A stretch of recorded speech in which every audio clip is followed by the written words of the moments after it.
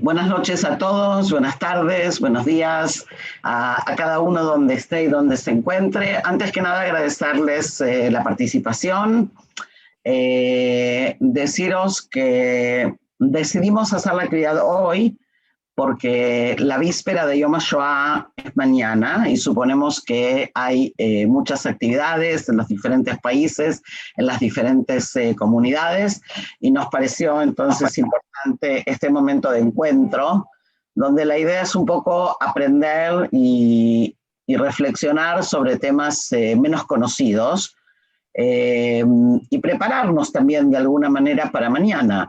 O sea, mañana yo suelo decir que hay una diferencia entre el día en que uno recuerda y el día que uno estudia, aunque a veces hay gente que se confunde. El momento del recuerdo es muy importante y el momento del estudio también, pero son dos momentos diferentes. Entonces, lo que vamos a tratar de hacer hoy es aprender, estudiar y conversar. Como siempre en nuestros encuentros, la idea es que participemos. Vamos a darle la palabra a Raquel, que enseguida la vamos a presentar. Ella va a exponer. Cuando ella crea conveniente, va a hacer la interrupción para preguntas.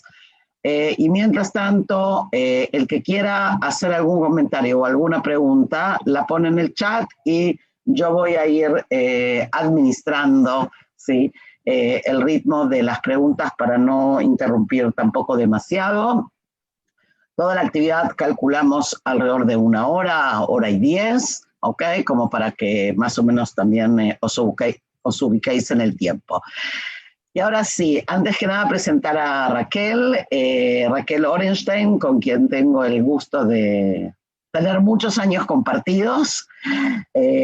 Raquel hizo su maestría en Historia del Pueblo Judío y se especializa en el ámbito del Holocausto, trabaja en lo que podríamos decir que es la institución, yo creo que más importante a nivel mundial en lo que tiene que ver con todo el área de la Shoah, que es Yad Vashem, y en este momento también dirige es la directora de contenidos de un proyecto que, como vieron en la invitación, se llama Cuando la memoria encuentra el arte, que enseguida nos va a contar ella más acerca de esto, acerca de lo que está haciendo, porque hay algunas experiencias muy interesantes que creo que vale la pena que las conozcamos.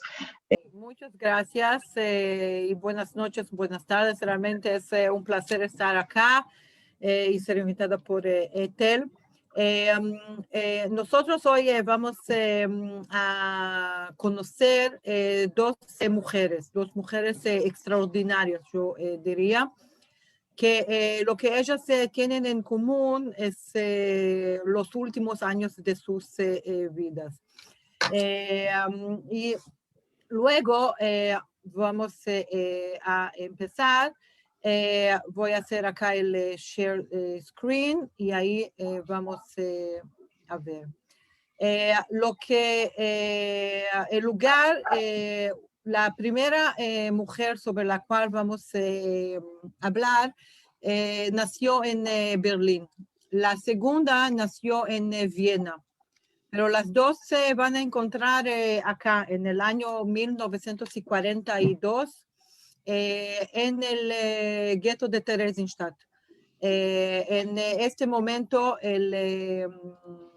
Theresienstadt, que se encontraba en lo que era en aquel momento el protectorado de Bohemia y Moravia, después de la conquista nazi, es un gueto muy diferente, muy, yo diría, interesante desde el aspecto de lo que yo acredito que es el mejor vínculo de hoy transmitir el tema de la Shoah, que es realmente a través de la documentación y del encuentro entre la documentación y el arte, como nosotros vamos a ver enseguida. Solo para que tengamos algunas cosas claras o un conocimiento de datos básicos sobre Terezín, porque esto tiene que ver con la continuación de la historia. El gueto campo de Terezín, conocido mucho como el campo de Terezín, se encuentra a 60 kilómetros de la ciudad de Praga.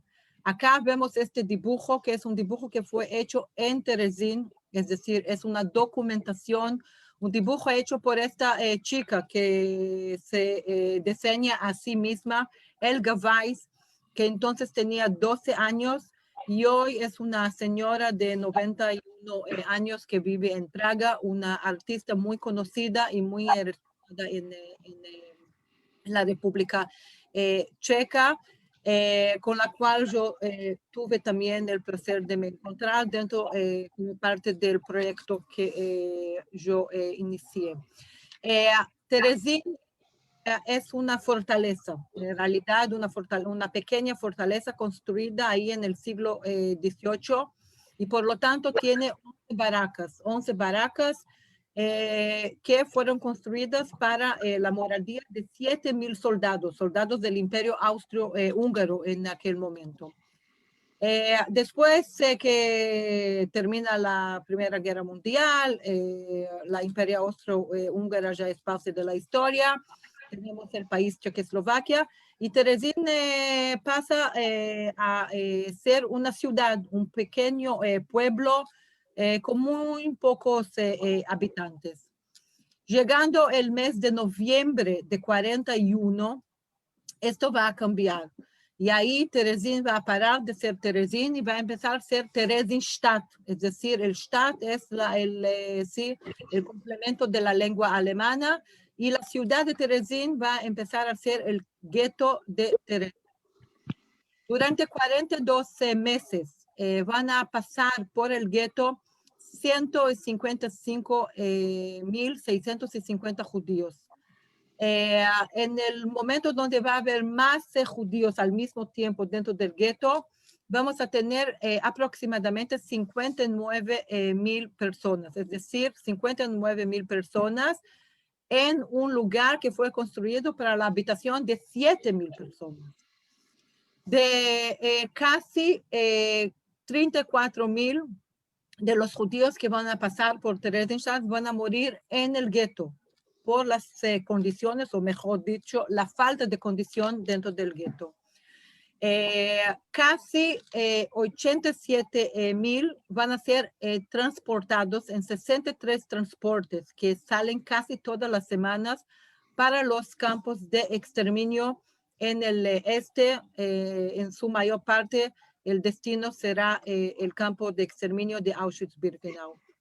La mayor parte de ellos, 90% de los chicos, de los niños del cual vamos a hablar enseguida, que pasan por Theresienstadt, 90% de ellos no van a quedar vivos hasta el último día de la guerra. Y esto es Terezín.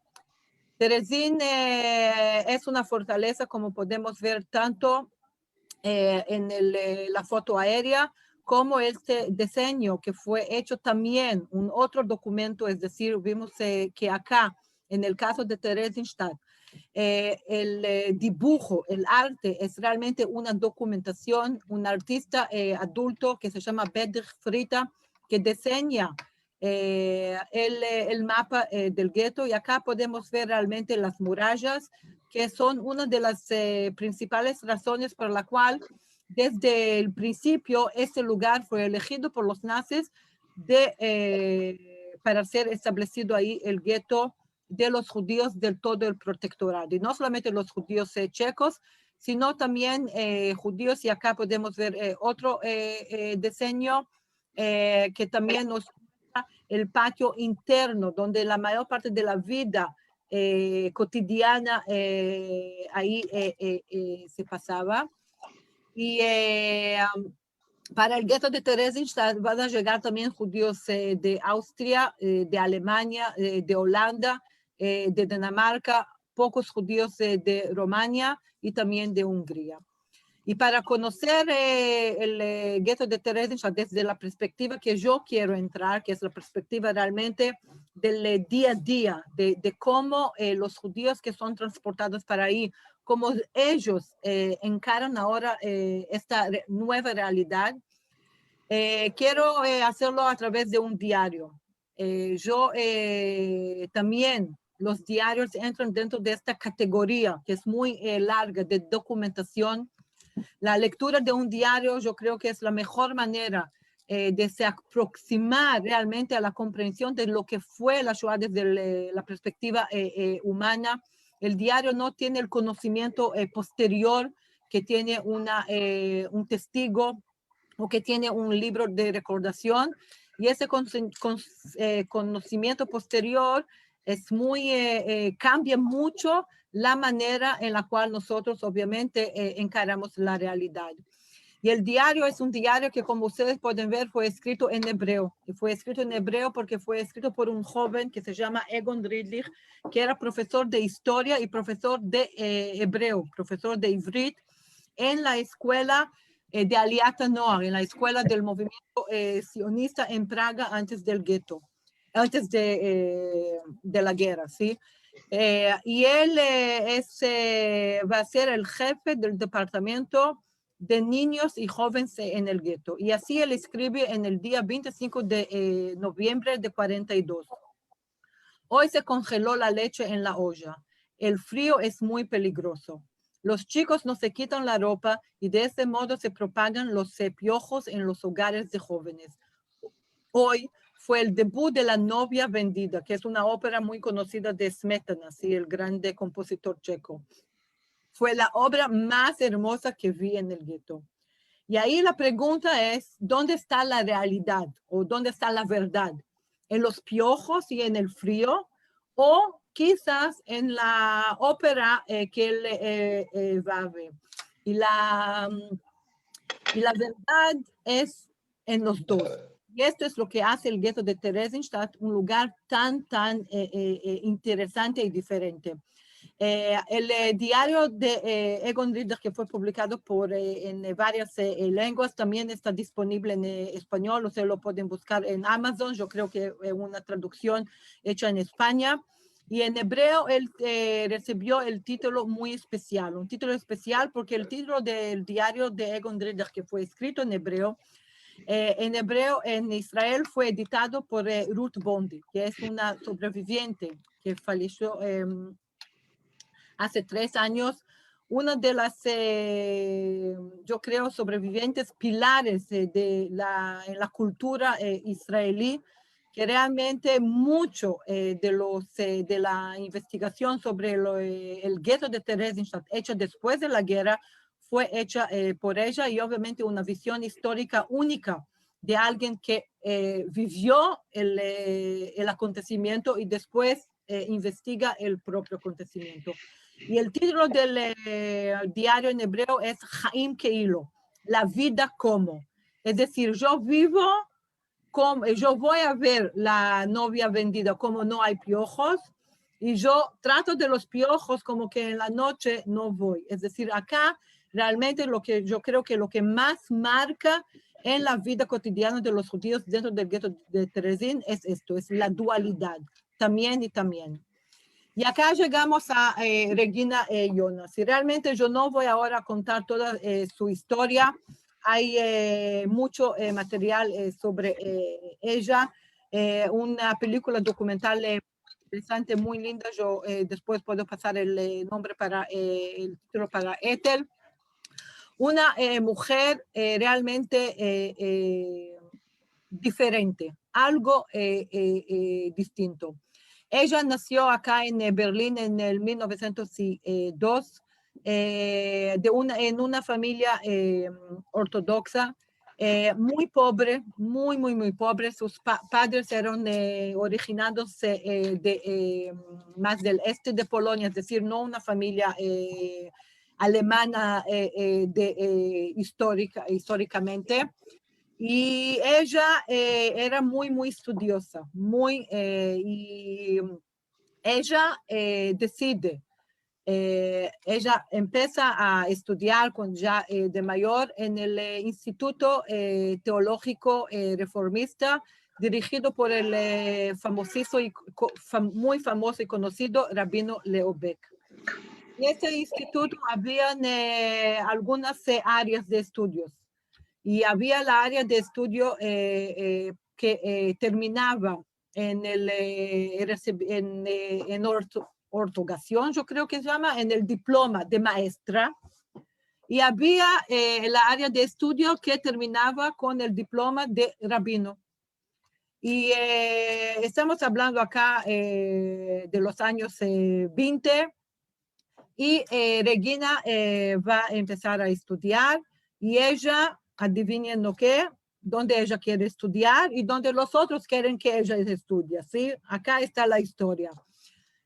Todos dicen a ella, ok, por favor, estudiar, puede ser una excelente maestra, una excelente profesora. Y ella dice, no, muchas gracias, yo quiero ser una rabina. Y ella, a pesar de estudiar en este instituto liberal, ella no logra a tener esta posibilidad. Ella escribe una tesis en la cual ella quiere probar que no hay ningún impedimento. Menía es impedimento, yo creo.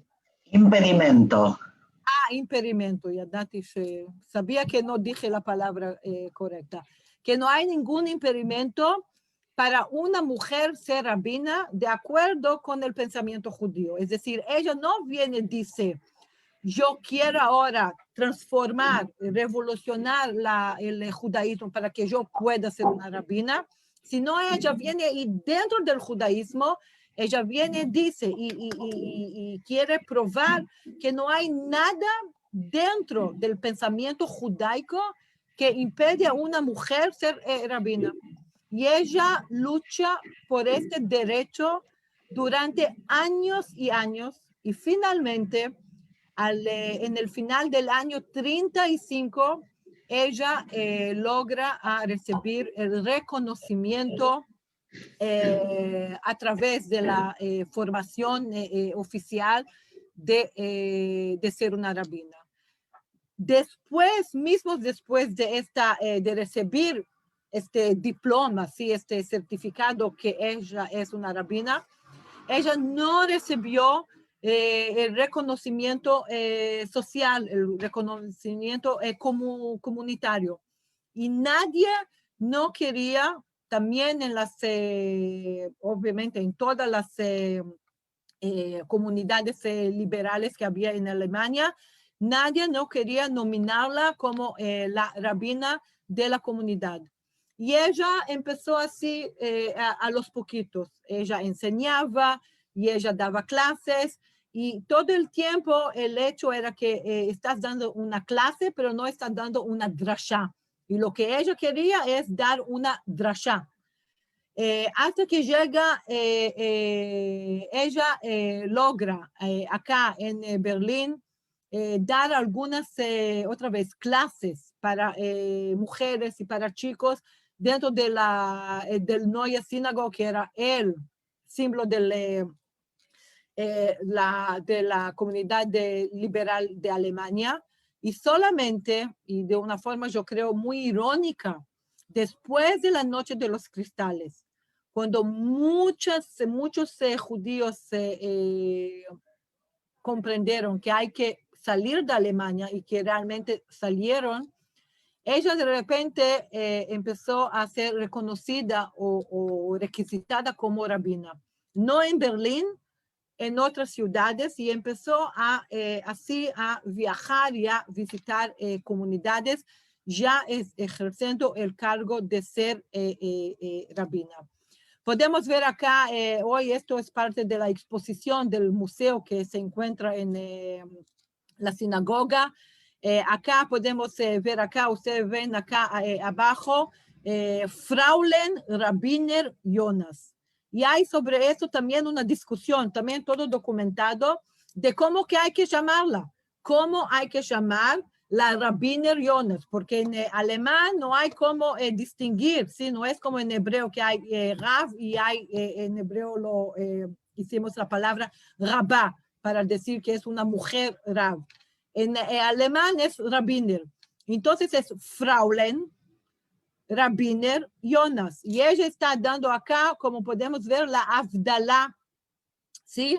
En el Neue Synagogue. Y podemos ver acá la fecha, febrero de 38, es antes de la noche de los cristales, es decir, que ella no podía dar la drashá dentro de la, vamos a decir, de los acontecimientos como Shabbat, pero así en el más al costado, ella sí.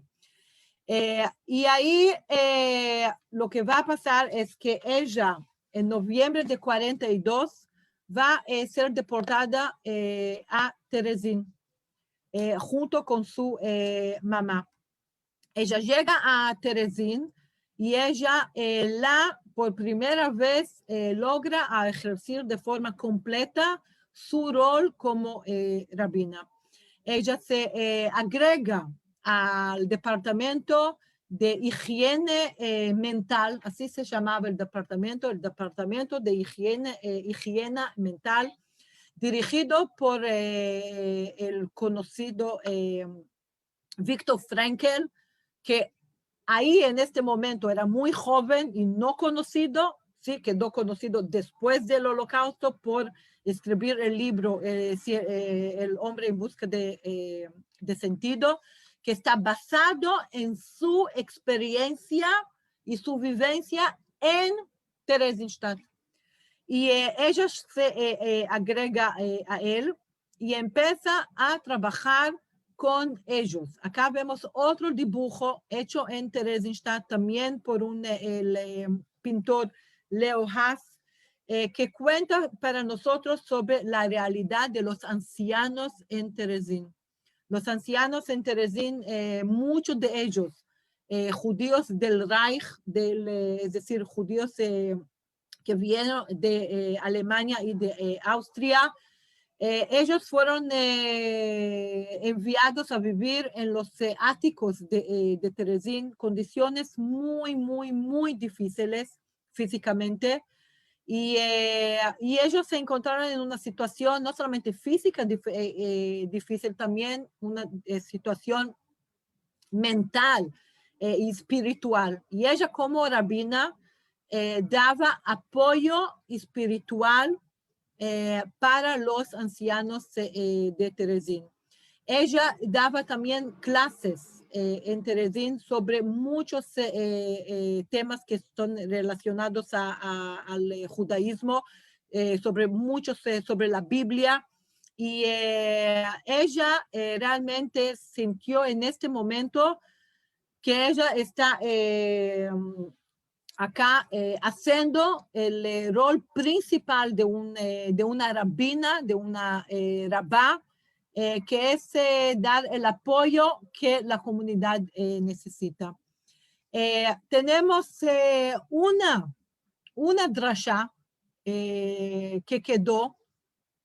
Esto es otro tipo de documentación muy especial de Terezín. En Terezín,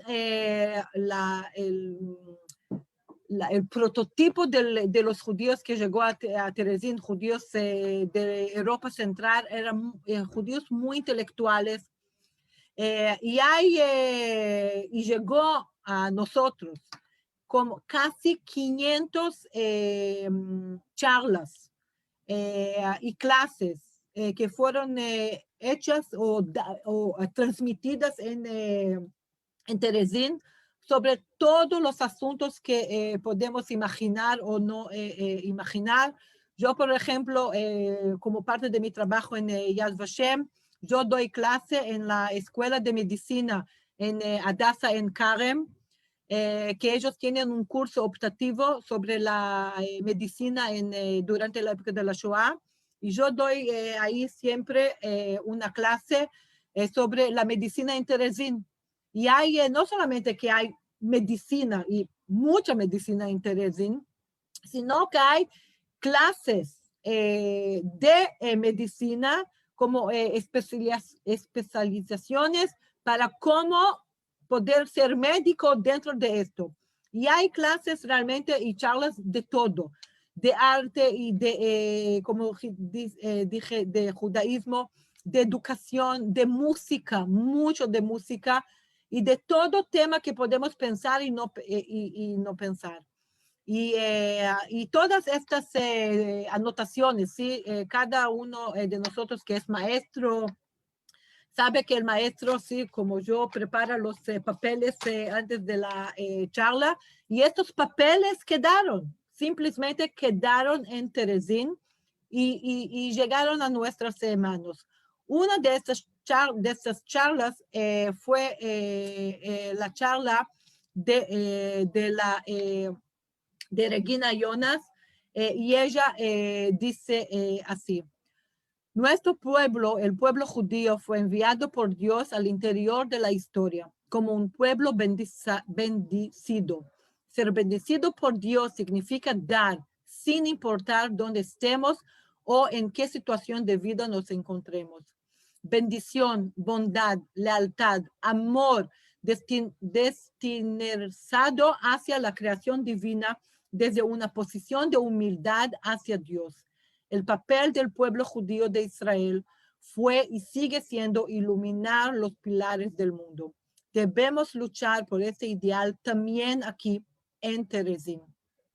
Ser siervos de Dios y como tales ser trasladados desde el mundo físico hacia el mundo eterno. Y ella firma Rabina Jonas, anteriormente Berlín. En diciembre de 1944, ya tan próximo al final de la guerra, ella es enviada a Auschwitz-Birkenau y ahí termina su historia. Durante muchos años, su nombre fue ocultado de la historia. Yo tenía una grande amiga y una grande maestra que yo sé que él también la conocía, la querida Raquel Odara, que siempre pionera en el área del campo de investigación de mujeres en la Shoah. Y ella siempre decía que hay history y hay her story. So, her story durante años y décadas no fue contada. Y lo que pasó es que solamente en los principios de los años 90, llegó a Berlín una investigadora que estaba haciendo un trabajo sobre las mujeres pastores evangelistas durante en Alemania antes de la guerra. Y ella llega a un pequeño archivo en Berlín, pero en la parte que quedó como Berlín oriental. Y ella dice lo que ella está buscando y de repente lo envían un sobre. Y dentro de este sobre, lo que ella encuentra es esta fotografía, que es la única fotografía de Regina que tenemos, la única, y su tesis donde ella quiere defender su derecho de ser una mujer rabina. Y ahí, a partir de este momento, realmente su historia empezó a ser divulgada. Y hoy ella, el título de ella dentro de la historiografía judía moderna es como la primera mujer rabina de la historia judía. Entonces, esta es así, realmente un poquito de la historia de Regina Jonas, una mujer realmente extraordinaria. Y acá vemos su hoja de testigo, el DAF-E de ella, que fue, que se encuentra hoy en la sala de nombres de Yad Vashem. Y podemos ver acá sus datos. La segunda mujer que vamos a encontrar nos lleva al mundo de los chicos. Y cuando hablamos de los chicos de Terezín, realmente entramos de vuelta a esta visión dual. El gueto de Theresienstadt es conocido como el gueto modelo, el gueto de las mariposas, este gueto colorido de dibujos, y no siempre logramos a comprender lo que hay detrás de ese dibujo, cuál es el significado de estos dibujos, y tal vez también más importante, cómo estos dibujos llegaron a nosotros. Estamos hablando de 4.500 dibujos de niños que fueron hechos todos a través de las clases de esta artista, de esta otra mujer extraordinaria que se llama Friedel Dicker Brandes. Friedel Dicker Brandes nació en Viena, y como yo dije, las dos van a encontrar en Theresienstadt. Yo digo encontrar, aunque lamentablemente no sé realmente si ellas se conocían, ¿sí? Yo espero que sí, porque yo creo que sería muy interesante para las dos de conocer, pero no tengo cómo saber eso. Y Friedel Dicker Brandes nació en Viena en el año, como podemos ver, el 1898. Ella quedó órfana de su mamá muy joven, como chica. Y otra cosa que tienen en común Regina y Friedel es ser órfanas. Regina de su papá, que murió cuando ella era muy joven, y Friedel de su papá. Y las dos eventualmente nunca se tornaron madres. Las dos no tenían hijos, y esto tal vez también es otro vínculo que pasa entre las dos. Ella muere, ella va a ser asesinada, como vemos acá, 2 meses antes de Regina, pero en el mismo lugar, también en Auschwitz-Birkenau. Y Friedel Dicker Brandes es una artista muy reconocida, muy respetada dentro de la área del Bauhaus.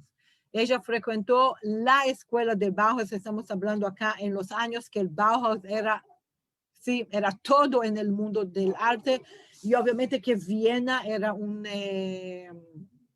centro súper importante.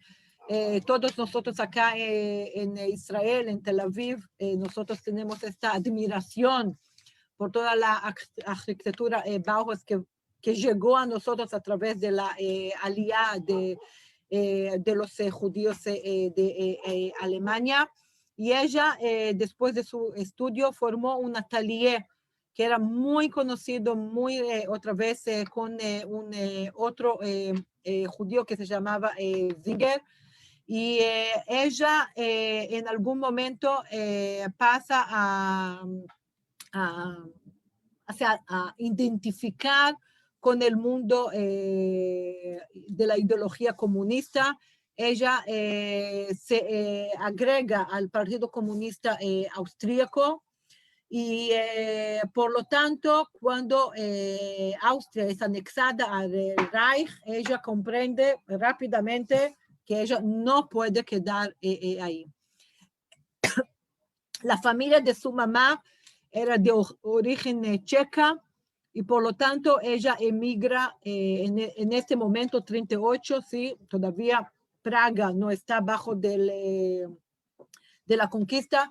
Ella emigra para Praga. Ahí encuentra un pariente lejano de ella, con el cual ella se casa, y ahí ella se va a tornar Friedel Dicker Brandes.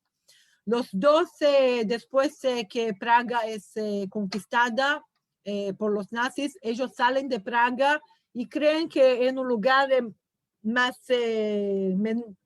chico las cosas serán menos difíciles, pero como sabemos, el destino era muy difícil para un judío escapar de su destino, y por lo tanto ella también va a llegar y va a ser deportada a Theresienstadt.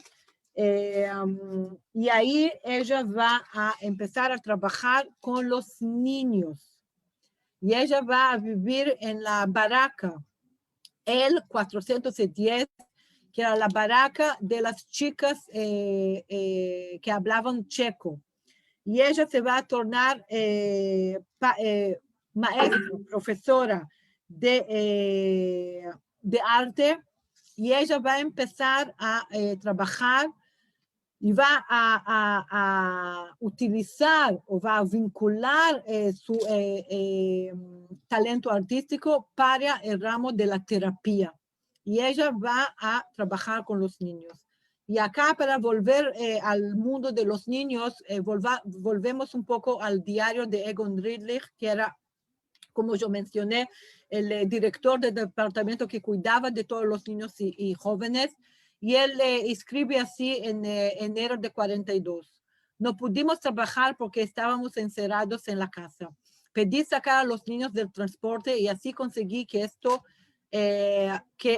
estos no viajense. Sin embargo, creo que es imposible tratar de sacar de ahí a las dos compañeras mayores. Nuestro trabajo se parece al de la Aliata Noir. Ahí conducimos niños a la libertad. Aquí tratamos de rescatar a los niños de la muerte.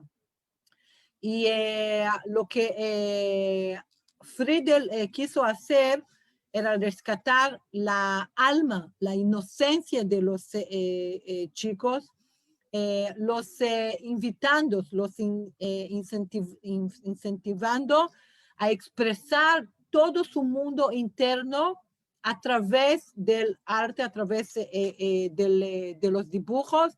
Y podemos ver acá algunos ejemplos de estos 4.500 dibujos que hoy se encuentran en el mundo entero. No creo que hay un museo grande del Holocausto hoy donde no hay ejemplos de los dibujos de los niños de Friedel. Pocos saben que es ella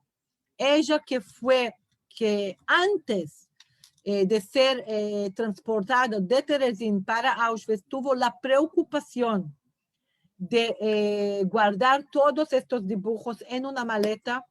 La maleta quedó en Terezín, ella fue deportada y no quedó. Después de la guerra, esta maleta llegó a través de un otro profesor que trabajaba con los niños al Museo Judaico de Praga, y ahí fueron salvos gracias realmente a ella. Ahora imaginen 4.500 dibujos, es decir, ella nunca tiró ningún dibujo, ella guardaba todos los dibujos. Y como podemos ver, muchos de los dibujos están firmados. Hay nombres de los niños, porque ella también incentivaba a los niños de firmar, escribir su nombre en los dibujos. Acá vemos un ejemplo de algo que yo me identifico mucho. Hay gente como yo que no sabemos dibujar ni nada, y ella trabajaba con los niños a través de la técnica de collage, es decir, para que los que también no sabían dibujar, también podían a través del collage, podían también expresar su mundo a través del arte.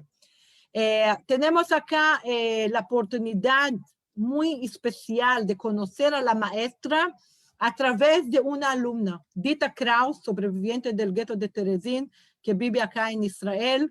Dice así sobre su maestra: Friedel nunca me criticó y sabía cómo encontrar algo bueno, incluso en la pieza menos atractiva. Podía explicar algo tan inteligible como, por ejemplo, como mirar un cuadro y verlo. Tenía varios libros sobre el arte en su habitación. Me quedé sorprendida por los girasoles de Van Gogh. Ella llamó mi atención sobre cómo los colores con los que fueron pintados nos corresponden a los colores reales.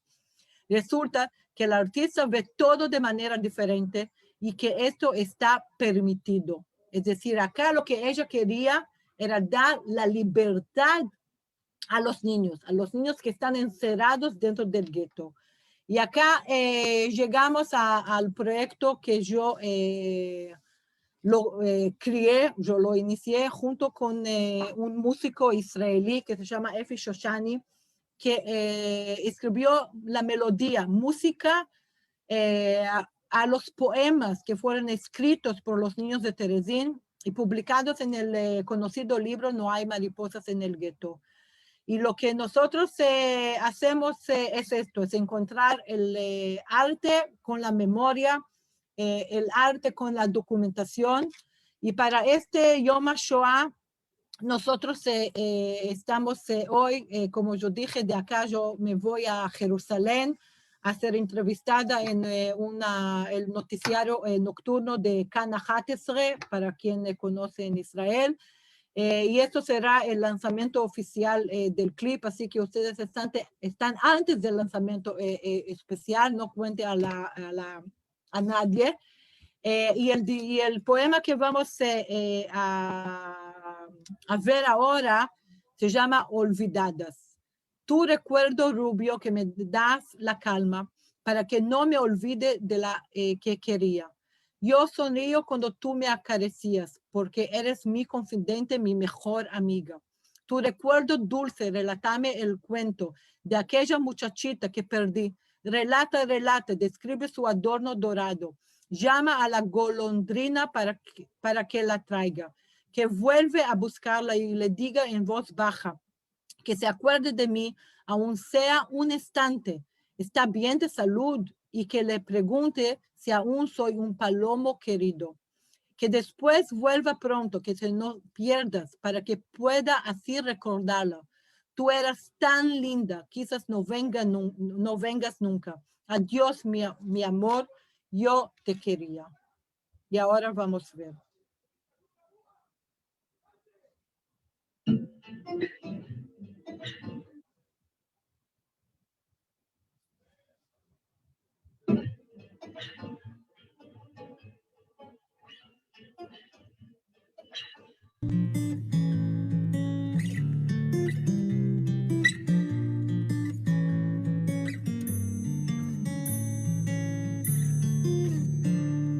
אתה זיכרוני שוב תבוא ותרגיע, ליבי יחרד ותתנני צורי, תביא לפניי זו אשר אהבתיה, תחזיר חיוכי לראי חברי.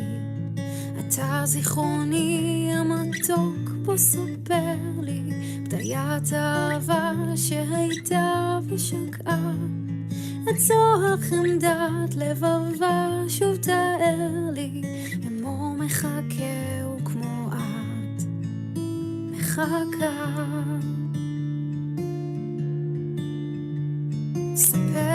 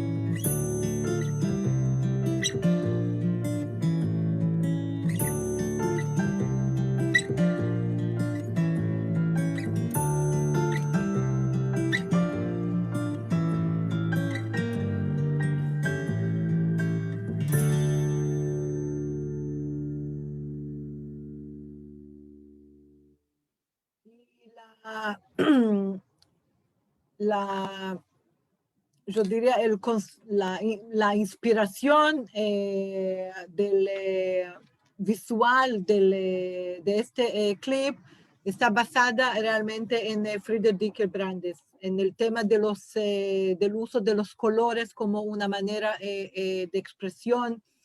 Y la razón por la cual nosotros elegimos esta poesía, que es la poesía tal vez la más abstracta de todas, que se encuentra en el libro No hay mariposas acá, es para ser producida ahora para el Yom HaShoah, que es las 24 horas en el cual todo el pueblo de Israel para la sociedad y también, claro, en las comunidades, y se habla sobre la Shoah, para venir y poner el focus sobre el ser humano, la alma del ser humano, su mundo interno. No hay acá nada en esta poesía tan linda, tan delicada, escrita por un niño de 14 años. Es difícil de imaginar que un niño de 14 años tiene esta maturidad de escribir algo así, que no hay acá nada, solo el hecho que la historia, la documentación dice esta poesía fue escrita en Terezín, porque si nosotros escuchamos esta poesía, la leemos, no hay acá nada que dice a nosotros esto pertenece al Holocausto, y es exactamente por eso que nosotros elegimos a producir esta poesía para el Yom HaShoah acá de Israel. Esto es lo que yo quería contar a ustedes, compartir con ustedes, y si hay preguntas, observaciones, con placer. Bueno, Rachel, antes que nada, mil gracias, por lo menos yo me he emocionado y he aprendido un montón. Siempre es un gusto escucharte. Y sí quisiera, Javerim, que los minutos que tenemos, que todavía Rachel no se escapa a Jerusalén, preguntas, comentarios, Aliza, Bakasha. Sí, Rachel, quería decirte esto a mí, me conmueve porque yo también hago arte y hay... para mí hay un concepto muy importante en que el arte cura. Y me parece que precisamente lo que vos relatás era como la tabla, ¿no es cierto?, para poder vivir aquello que se vivía. Que se relaciona también con la ópera de la que habla el maestro, que se relaciona también con Gueto de Sobol, ¿no? Es decir, la única opción que el alma humana tiene para salvarse como alma humana es el arte. Y desde ahí es absolutamente conmovedor. Y el clip es fantástico y la poesía es hermosa. Y te agradezco muchísimo. Hermoso. Oh, a ti, sí, gracias. Bakasha, Javerim, no sé, Rachel, si leíste en el chat, están todos muy agradecidos, sí, sorprendidos. Tenemos gente también que hizo comentarios en el Facebook, después te los vamos a pasar. Yo me quedé pensando, Raquel, en algo que yo conocí también por ti hace muchos, muchos años, o en alguien, mejor dicho, que fue Eti Ilsum. Y cuando leíste el trozo que elegiste de la rabina, me sonó tan a Eti y me quedé pensando un poco en esto, ¿no? O sea, Alisa hablaba recién del arte y del otro lado hablamos del amor. O sea, esta capacidad en el medio de esta experiencia humana, poder pensar en amar y poder no solo pensar, sino venir y decir, estamos aquí para eso, tenemos una misión, son como, a mí por lo menos me parecen muy fuertes y nos hacen pensar mucho en de verdad cuál es nuestra función y nuestra misión aquí y ahora en nuestra realidad. O sea, más allá del recuerdo, que obviamente es fundamental, hay un tema de aprendizaje que creo que es fundamental también. O sea, hablamos del pasado, pero para poder entender nuestro presente y para poder proyectar nuestro futuro. Entonces me sonó así como dos figuras tan diferentes, pero en algún lugar se tocan. ¿Sí? Es verdad, sí. Y también esto es otro diario muy recomendable, también está en español, el diario de Etty Hillson, una más joven que Regina, escrito en Holanda. También el destino de ella es el mismo, se puede decir, que también fue asesinada en Auschwitz-Birkenau. Y realmente, tal vez para finalizar con lo que deciste ahora, yo tuve ayer una experiencia muy especial para mí, un encuentro con el juez de la Suprema Corte de Israel, el Shofet Barak, que es un niño sobreviviente del Holocausto. Él fue salvo junto con su mamá por un campesino en Lituania, y él dijo que lo que él aprendió de la Shoah es lo que él ejerció durante todos sus años como juez de la Suprema Corte, que la cosa más importante para él es el Kvod Adam. La dignidad humana. Que esto, es decir, que él salió de la Shoah con este aprendizaje, que la cosa más importante es hacer de todo para mantener y guardar y luchar por el derecho de cada uno de los seres humanos ser vivir una vida que es digna al ser humano. Creo que con esas palabras, Rachel, vamos a dejarte ir, agradeciéndote nuevamente y a todos los compañeros y compañeras que entraron a la actividad. Vamos a colgar la grabación que ya está en el Facebook en este momento y también la vamos a dejar en el YouTube para que también podáis convidar a otras personas a verla.